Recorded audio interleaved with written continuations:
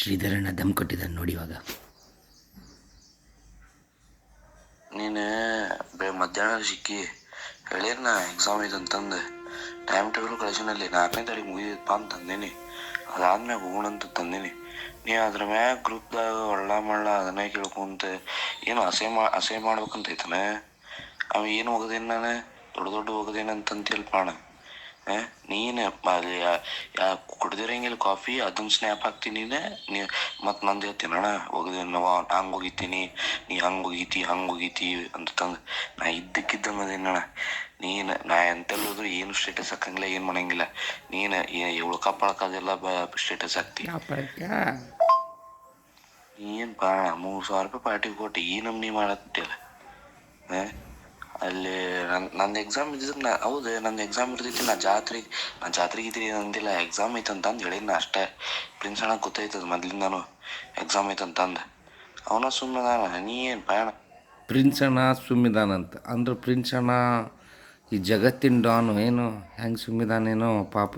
ಅವ ನನಗೆ ಹೇಳ್ತಾನೆ ತುಂಬ ಪೂಚೋಜಿ ಅಂತಾನೆ. ನಾವು ಕೇಳ್ಬೇಕು ನಮ್ಮದು ಈ ಒಂದು ಹತ್ತೈತಿ. ಅವ ಈಗ ಪ್ರಿನ್ಸ್ ಅಣ್ಣ ಅಲ್ಲೇ ಇದ್ದಾನೀಗ. ಮುಂದಿನ ಕಾರ್ಯಕ್ರಮ ಶುರು ಆಗಲಿ. ಅದೈತಿ ಇದೈತಿ ಅಂತಂದು ಇಲ್ಲಿ ಗ್ರೂಪ್ದಾಗ ಬೇಕಂತ ಆಸೆ ಮಾಡೋದನ. ಹೌದು ನೀ ಖಾಲಿ ಇರ್ಬೋದಣ್ಣ ಮನ್ಯಾಗ. ನೀ ಖಾಲಿ ಕುಂತಿರ್ತಿ ನಮಗಿರ್ತಾವಲ್ಲಿ.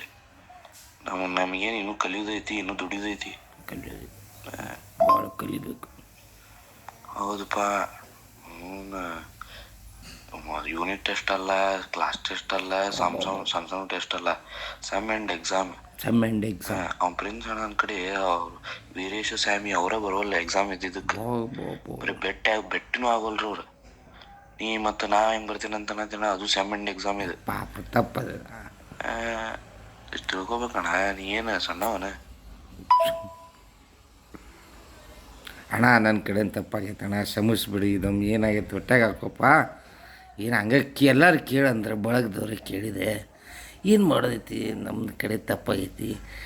ಈ ಸರ್ತಿ ಕ್ಷಮಿಸ್ಪ. ಅವನು ಹೊಟ್ಟೆಗೆ ಹಾಕೋ. ಏನು ಹಂಗೆ ಇಲ್ಪ.